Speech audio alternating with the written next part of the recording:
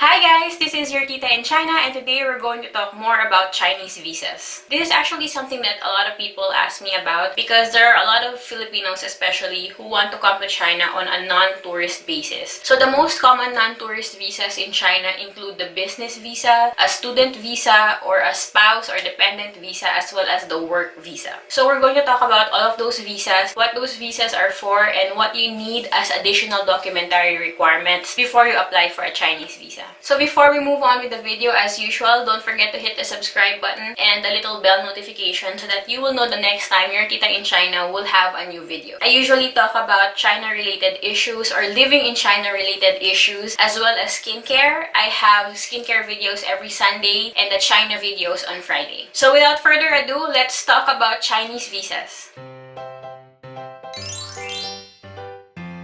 I can already tell just by looking at my notes here that this is going to be a very long video. So if I can figure it out, I'm going to put the timestamps either in the description box or in the comments down below so that you can skip through the parts that are not relevant to you. However, I hope that you don't skip through the recap as well as the myths about the Chinese visa, because these are things that are applicable to everyone who's applying for any sort of Chinese visa. So just a very quick recap of some of the issues that I'm still encountering with people who are applying for a tourist visa. Number one is, what if I don't have enough money in the bank but I have a sponsor? Very easy, just get your sponsor to send you an invitation letter as well as the sponsor's financial documents as well as the identity documents. So financial documents are like bank documents, bank certificate, and then the identity documents, passport, work permit if they're a foreigner, or their local citizen ID. If you don't have enough money in the bank and you don't have a sponsor, the only real way is for you to save up a little bit more and then wait a little bit more before you apply for a Chinese visa. The show money is something that is required not just for China but for pretty much any country that requires a visa from us Filipinos, because they want to make sure that you have the financial capacity to support yourself and to support for your trip. And the last one is, what if I don't have an ITR because I'm a freelancer, for example, or I have an informal source of business like a small unregistered business, or like, you know, an online business that's not usually registered with the BIR, right? So if you're a person who falls under this category, you still need to submit your bank documents, you still need to show them that you have enough money in the bank, and you can also write them a letter to explain to them what your source of income is.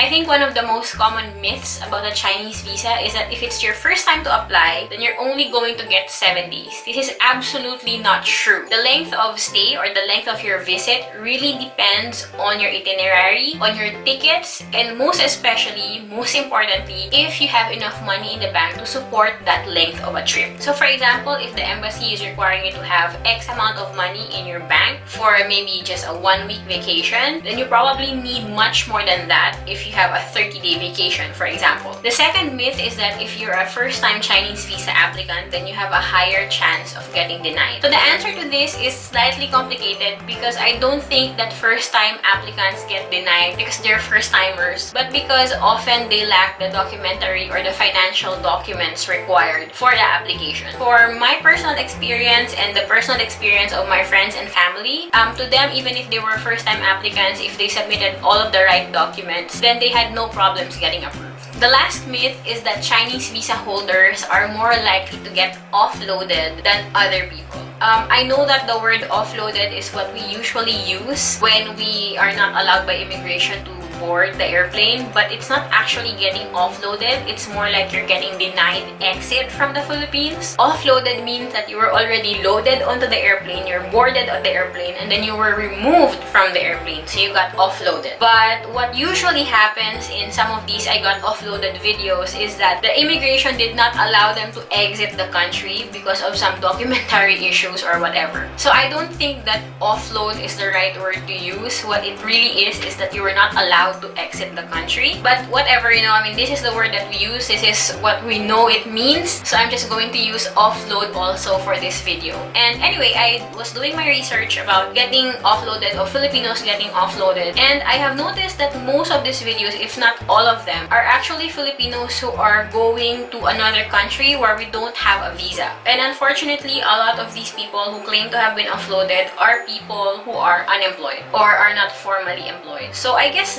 there you can see why it's a little bit suspicious for immigration to let you exit the country. But in my experience, whenever we go to a country that has a visa, immigration is usually a little bit less strict because you already submitted all of your financial documents, all of your authenticity documents at the embassy, and that's the reason why you have a visa.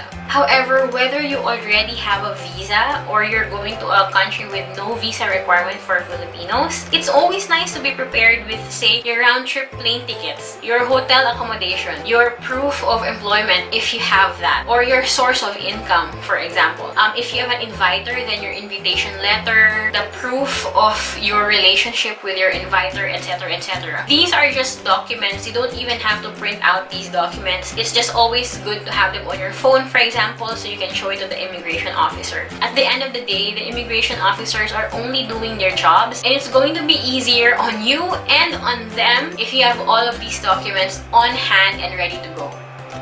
Okay, so let's talk about specific visas. All of the visas that I'm going to mention still require all the basic requirements. So, passport with 6 months validity, application form, and your pictures. For the basic requirements and what the requirements are for these basic requirements, I have a previous video. It's this one here. So check that out. What I'll talk to you about today are the specific requirements or the additional requirements that you're going to have to submit if you're going to apply for these types of visas. So the M visa is the business or trade visa, and this is used by individuals who come to China for business or for trade fairs. So if you want to go, say, to the Canton Trade Fair, which is very popular, or you want to go to places like Yiwu, which is an international market for wholesale goods, that's also the visa that you would want to get.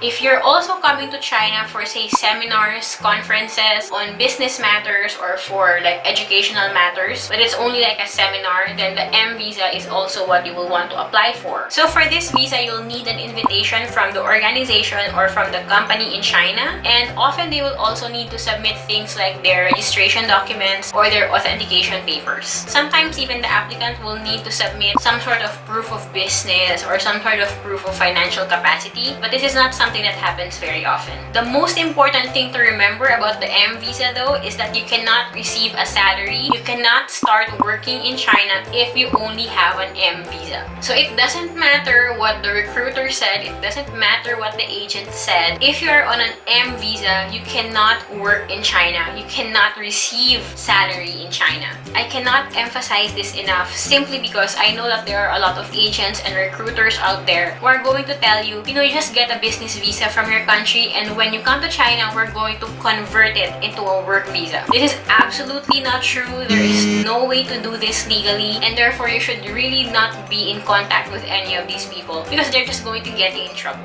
And this includes part-time work. So for example, you're in China because you're attending a seminar or you're attending a trade fair, for example. And while you're there, someone offers you a job, say as an interpreter or like a part-time teacher, for example. And you might think, oh, this fits in my schedule, it's going to be extra income for me, so why not do it? The reason why you shouldn't do it is because it's illegal. You shouldn't be receiving a salary in China while you are on an M visa. And it doesn't even matter how part-time it is. Even if it's like 1 or 2 hours every week, if you are receiving a salary while you're on an M visa, if you are caught, then you can get arrested, deported, and even blacklisted. So please make sure that you don't violate the terms of your visa because they really are very strict about that here. So that's for the business visa or the M visa. The next one we're going to talk about is the S visa, which is the family or the dependent visa. It is further categorized into S1, which is for individuals who will stay in China less than 180 days, and S2, which is for individuals who will stay in China for more than 180 days. The S visas are very straightforward. All you have to do is to submit your marriage contract or your birth certificate or any sort of document that will prove that you are indeed related to the person that you are going to visit in China. The relative that you want to visit in China either has to have a Z visa or a working visa or a student visa.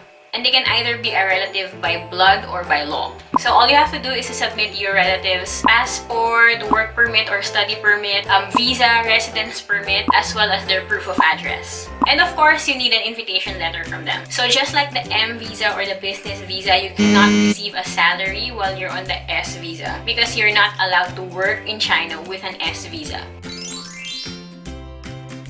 The next one is the student visa or the X visa, and it is divided into X1, which is for studying in China for more than 180 days, and X2, which is for studying in China for under 180 days. If you want to apply for the X1, then you need to get an admission letter from your school as well as the JW202 or the JW201 form. Both the admission letter and the JW202 or 201 will be supplied to you by your school or by the representative of the school. If you're only applying for X2, then you only need the admission letter from the school. You will also be asked for a proof of address, so usually it's going to be the dormitory for your school, or if you're going to stay outside the school, then the address of the apartment that you intend to stay in. And lastly, you're going to have to submit your own proof of income or your sponsor's proof of income. And just like with the business visa and the family visa, if you're on the student visa, you cannot work in China, you cannot receive a salary. So the next visa I'm going to talk about is the Z visa or the work visa. But before I move on to that, I just want to clarify a few things that you might already be thinking in case you want to come to China for work. I really want to emphasize this to all of you guys who are watching, that you cannot work on a business visa, a spouse or dependent visa, or on a student visa. And if you're coming here to China to work using those visas, while I know there are a lot of people who do that, I personally know some people who do that, it is very tricky if you come here to China with those kinds of visas with the intention to work. It's tricky because immigration here in China is very strict. To give you an example of how strict it is, when you get your S visa or your X visa, family or student visa, within 30 days of you arriving in China, you need to go to your local immigration office to apply for your residence permit. And to get your residence permit, you need to submit things like, if you're on a student visa, then you need to submit a receipt that you have paid your tuition. If you're on a dependent visa, you're going to submit papers from the company of your family or the relative that you're visiting. If you're unable to get a residence permit within the first 30 days, then your visa is considered null and void and you can be deported. So even if you successfully get these visas in the Chinese embassy in the Philippines, that doesn't mean that when you get to China that everything is gonna be okay. You still need to prove that you are not abusing your visa, and it's actually much more expensive and much more of a hassle to do that than just to get a proper Z visa.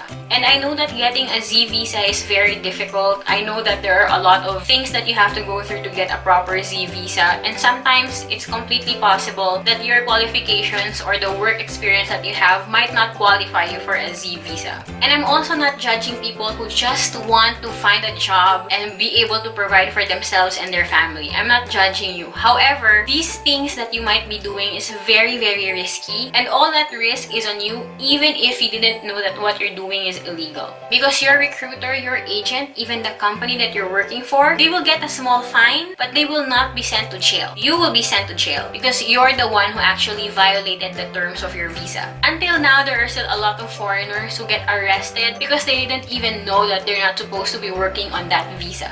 And at the end of the day, even if they're the victims, they're the ones who end up suffering the most because they're the ones who get sent to jail. The people who are in the agencies and in the companies get nothing but just a small fine and maybe just a warning. So the most important thing when you're looking for a job in China is to make sure that your recruiter or your agent is going to do everything the right way. You have to check their credibility, you have to check the processes that they're undergoing to make sure that you're going to get nothing else but a Z visa. If they're recruiting you to work under anything but a Z visa, you definitely have to drop that agent or that recruiter and find someone that's legit. So anyway, I hope I made that clear. You know, I'm not here to tell you what to do. I'm not here to judge you for your choices. I'm just telling you the proper way of actually working in China if that's what you want to do here. And I hope that this is going to help you make better decisions or better choices, especially when it comes to finding the right recruiter or the right agency. And of course, I'm just telling you what the risks and what the consequences are for people who violate the terms of their visa. So anyway, let's talk about the work visa or the Z visa. I'd like to think of the Z visa as a two-step process or a two-part process. Part 1 is for you to have all these certain requirements, and part 2 is you actually gathering all these documents and physically going to the embassy to submit your papers. Part 1, the requirements for most jobs in China is that you have a bachelor's degree, and this bachelor's degree needs to be a minimum of 4 years. Diplomas and associate degrees are not accepted here in China. You need to have a bachelor's degree.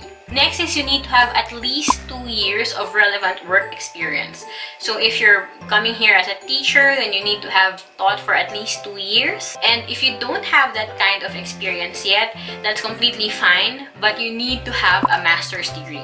So okay, let's just clarify that. If you have a bachelor's degree only, you need to have 2 years work experience. If you have a master's degree, you don't need to have any work experience. For the 2 years work experience, your company or companies, if you've worked in different companies for the 2 years, give you a certificate that you have worked with them, stating how long you worked with them and for what position. If you're working in a field that requires you to have a license, like teachers, doctors, pilots, engineers, architects, etc., then you also need to submit your PRC ID. You will also need an NBI clearance. Lastly, you will be required to submit a medical certificate. But not all jobs require a medical, because sometimes they will ask you to do the medical within your home country, and other times they will ask you to come to China first and you do your medical in a Chinese hospital, and you need to be certified by a Chinese doctor. So it really depends on the company, it really depends on the job. All I'm trying to say here is that doesn't mean that they're not going to ask you for a medical certificate, that this is like a red flag or something that you need to worry about, because not all jobs will require you to have a medical certificate right in the very beginning or from your home country. So let's go through part 1 again. Number 1 is a bachelor's degree, 4-year course, 2 years work experience with a certificate from your company that indicates how long you worked there and what your position was. Or if you don't have work experience, you also can submit a master's degree diploma.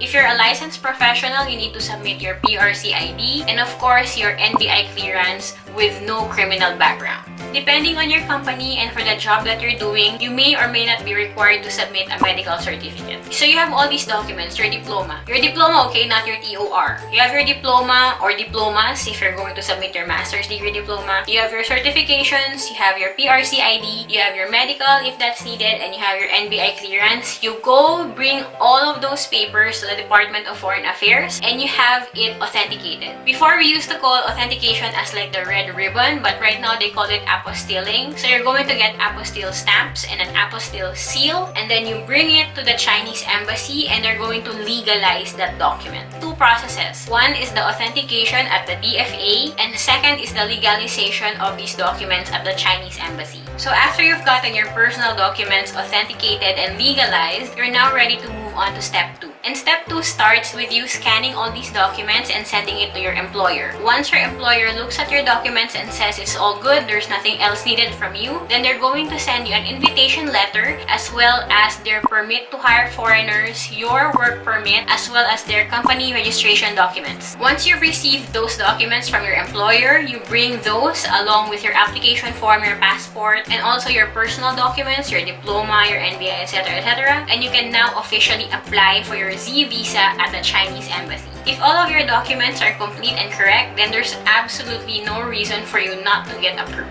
Okay, side note, if you're a Filipino and you want to come to China to work as an English teacher, I'm going to make an entire video of how Filipino teachers can teach in China, because there's actually a completely different set of rules for that. And that video is going to come out next Wednesday.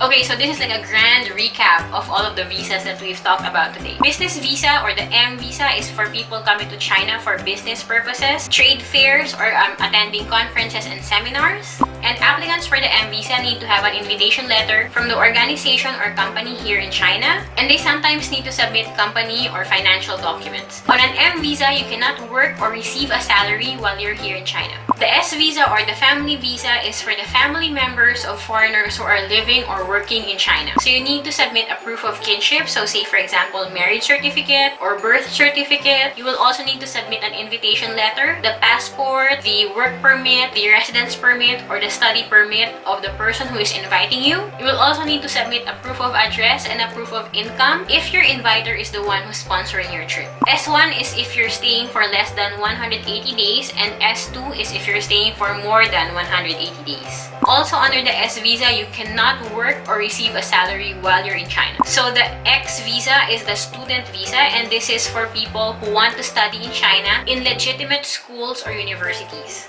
X1 is for studying in China China for more than 180 days. X2 is for studying in China for less than 180 days. For X1, you need an admission letter from the university or from your school, and also the JW201 or JW202 form, which is given to you either by the school or by the agent of the school. X2, you only need the admission letter. For both X1 and X2, you're going to need to submit a proof of address and also a proof of income or the proof of income of your sponsor. For the Z visa or the work visa, the following documents need to be authenticated at the DFA and legalized at the Chinese embassy. First is either a diploma of your bachelor's degree for a 4-year course or your master's degree. If you only have a bachelor's degree, then you need to submit a certificate that you have had 2 years of relevant work experience. Next, you have to submit your professional licenses or your PRC ID, NBI clearance, and when necessary, a medical certificate. Once those documents are authenticated and legalized, you can send that to your employer, and your employer is going to give you your work permit, your invitation letter, their permit to hire foreign talent, as well as their company registration documents. So once you've received your employer's company documents, you bring those plus your personal documents, application form, and passport. You bring all of that to the Chinese embassy and apply for a work visa. If everything goes well and all your documents are complete, you can pick up your passport with the visa inside after 4 days. Honestly speaking, the Chinese visa application process is very simple and quite straightforward. I know that they require a lot of documents from you, but once you do produce those documents and once you put them all together, it's going to be smooth sailing from then. So that's it, guys. That's our video for today. I know that this was a big information overload, but I hope that you found this helpful and I hope that you found this complete. If you did, please give me a thumbs up and share this to your friends who are also wondering about the Chinese visa application process. Or if you have any comments, suggestions, corrections about anything I said in the video, please don't hesitate to comment down below. Thank you for watching, guys. See you next time. Bye! 下次见!